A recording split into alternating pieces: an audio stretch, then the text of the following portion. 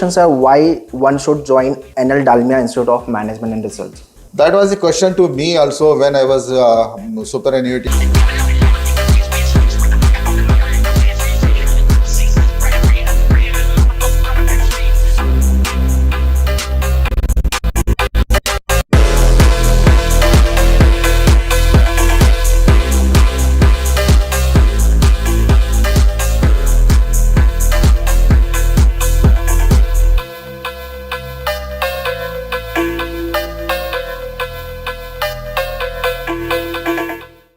My advice to all aspirant of MBA is that you put in your all efforts for the entrance examination. The maximum you score in the entrance examination, you will be proving your ability to be picked up by IIMs or the good institutions or the institutions which can offer you better salary. So it is up to you whether you want to work hard for 1 year after the graduation or you want to work hard entire life. If you work hard for 1 year and your percentile is above 90 and above 95, above 99, your life will be so peaceful in the future that you don't have to work and just you have to take the work from the others, being a good manager. All the best to you.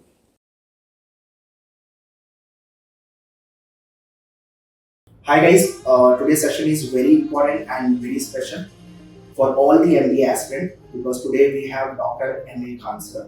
Yeah guys, welcome to these sessions. I am Dr. M.A. Khan, formerly Registrar, University of Mumbai. I served University of Mumbai as a Registrar for 4.5 years. After that, I was a Chief Executive Officer at the HCIS at Central Government of India in Mumbai.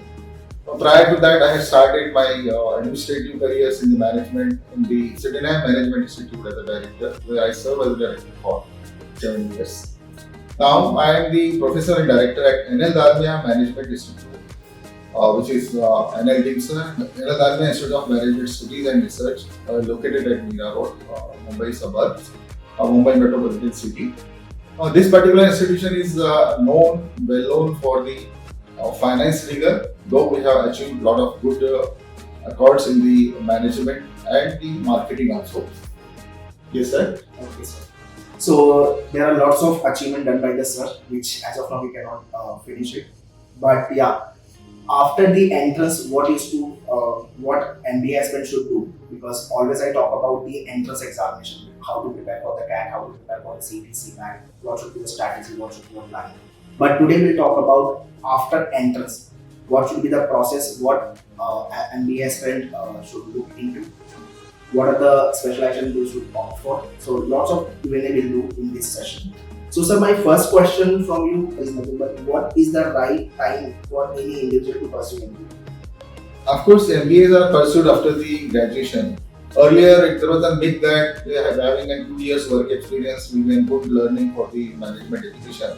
But now that requirement is not that much required because most of the good institutions like us, N.L.Dalmia Management Institute, and others are imparting that working experience through the live projects, through the internship, through the summer projects in the curriculum. And the major difficulty, the lateral entry to the students, means those students who are coming after 2 years experience to the management education and not getting the salary matching their reasonable hike they are expecting. So the better way, according to me, is that immediately after the graduation, students should go for the MBA education and then only go for the jobs. Okay. So next question, sir, is what other skills are being inculcated in MBA student other than leadership and networking? See, management education is the transformation of the student.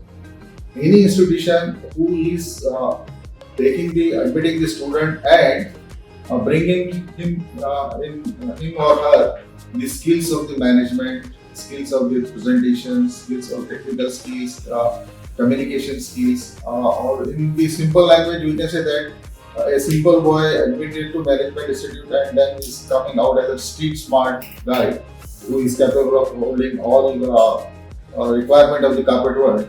That is the requirement of the management education. Okay. Now next question is very important because this is the kind of a confusing question for many of the MBA aspirants. How does the course NMS and PGDM differ?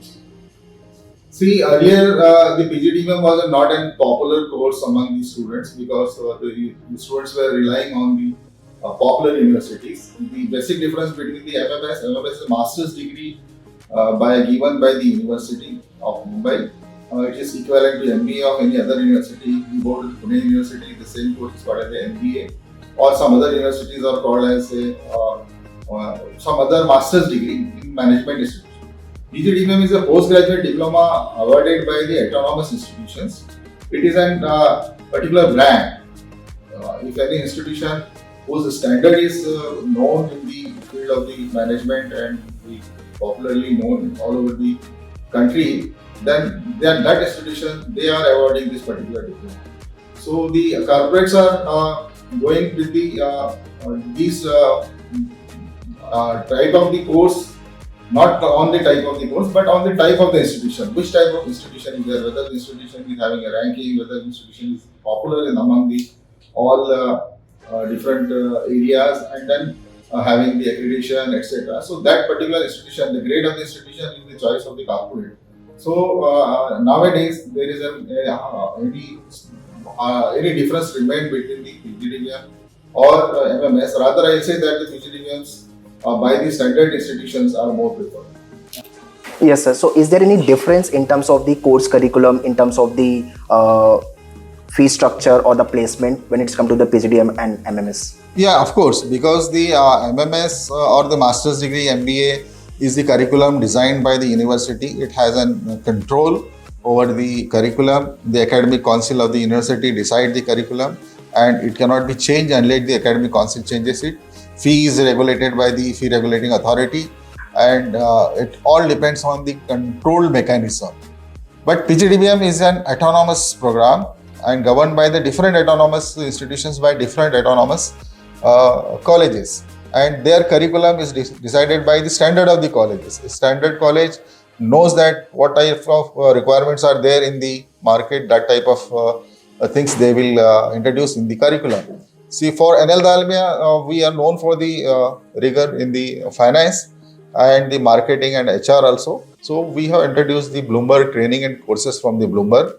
We have the 24 lab, single largest lab in the Asia, and we are inculcating that 2 certificate programs in our curriculum to the PGDM program. So this is to afford this, accordingly the fees will be charged. So that type of specialty of each institution, different curriculum, different designing, and different sources are there, and the student communities and students network is very sharp network, and they know that which institution is giving what return on investment of their fees and what facilities they are getting. Okay. And in terms of the placement, if I'm pursuing, let's say, student is pursuing MMS or one is pursuing PGDM, placement wise, is there any variation? Placement wise, if you see, though, if you compare right now in our institution, N.L.Dalmia Institute of Management Studies and Research, we don't have a MMS, we are standalone, the PGDM program only.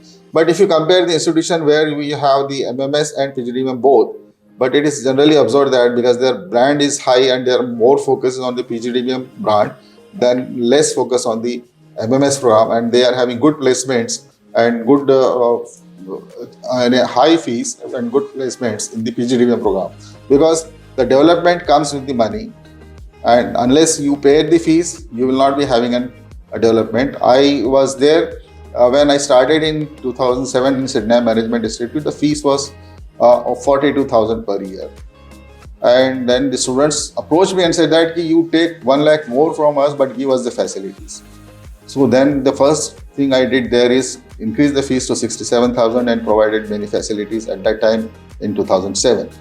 So it depends on how freedom, how autonomy an institution has, which is there in the PGDM program, which is not there in the MMS or MBA programs. Okay. In this conversation, one more thing I like to highlight. Sir was the director of the CTM college, which is in Churchgate as of now. Right? So, yeah. So, sir, my fourth question, which is very interesting question. I'm sure that students have this kind of a dilemma. In which domain they should pursue their MBA, whether it is marketing, finance, HR, or this confusion always comes. Yeah. The career counselors are there, the advisors are there. The students should decide this after doing certain sales in the marketing, after doing some calculations, some working on the finance, or after having some policies and different things designed in HR. So unless and until generally the curriculum of all MBA programs or even PGDM program to 70-80% are common for all specializations. So my advice to student is that don't make up your mind at the beginning, but you see that where your interest is, where your career counselors and where the other teachers guide you to be there in the finance. If you have not studied in the finance, marketing or HR, if you have not studied mathematics and you have not studied statistics and you are choosing business analytics, then it is not proper. So if you are weak in mathematics, going for finance is not proper. You are shy to come out of the home and you are unable to talk to people, and then it is not better that you go for marketing. So it depends on how you are, what your personality is there, and what your career counselor is guiding to you. Accordingly, you should decide the discipline. Ultimately, it depends on how perfect you are in your discipline. No matter it is finance, marketing or HR, your progress will be depending on your perfection in that particular specialization. Okay. Next question, sir. Why one should join N.L.Dalmia Institute of Management and Research? That was a question to me also when I was superannuating from the long 35 years government service. CTM being in Government of Maharashtra institution, University of Mumbai is a government state university. Which institution I should join? So then this institution was not new to me. I was there on the advisory board of this institution, and I was looking and observing that this is the institution which is giving the value of money to the students. The fees they are collecting, everyone collect the fees, but they are giving the return in terms of several courses. Around 12 to 18 courses are there which are other than the curriculum. They are the certifications given by the different authorities. They are added to the CV of the students. That gives the all-round personality development, and that honesty, that return in investment to the student is a passion and is an attraction to me, and that should be the attraction to the students. Okay. Last question, sir. What should be the major focus of MBA aspirant? MBA is there, MBA course or PGDM course is there for a very short time. The students get hardly a year or 13 or 14 months to develop themselves. So once a student is admitted in the course, then they should take it as the full-time 100% 24 hours work, maximum possible development and commitment to the course in terms of getting the right basics and getting the complete knowledge of the theory and then the practical exposures, real-time projects, and in matching with the industries and developing our interest. So that all things very fastly students has to grow and develop themselves and make it feasible them to. It's not a slow learning process, it's a fast learning and fast adapting process. They have to become very smart and acceptable within short time. So that's all, guys, in this session. I hope lots of things you have learned in this session, and such kind of a session will keep on coming up. And I'm sure all kind of a doubt must be clear of all the aspirant, because sir have shared all his experience. If you are seeking your admission into Dalmia, you can write entrances like CMAT, CET, CAT examination. Through that, I mean, you will get the admission in Dalmia, right? Yeah. Not only the theory examination, but we see the holistic performance of the students. What is the academics of the students? Preferably, if the academics are first class and the distinction, the marks will be more. And then what is the performance in the group discussion and the personal interview or the general discussions, and what is the overall personality of the student that is being observed here. We don't conduct any test, but we rely on the national test, CMAT, CET, CAT, MAT, ATMA and all other national level tests, and then accordingly the student's performance all over that will decide whether he or she is able to cope up, or whether we will be able to transform him or her not. That accordingly will decide for the admission. So that's all, guys. If you want to take admission in N.L.Dalmia Institute of Management and Research, then crack your entrance examination and get admission in this college, which is in Mumbai suburban Mira Road. And that's all from my side. Thank you, sir, sharing your experience and giving your valuable time.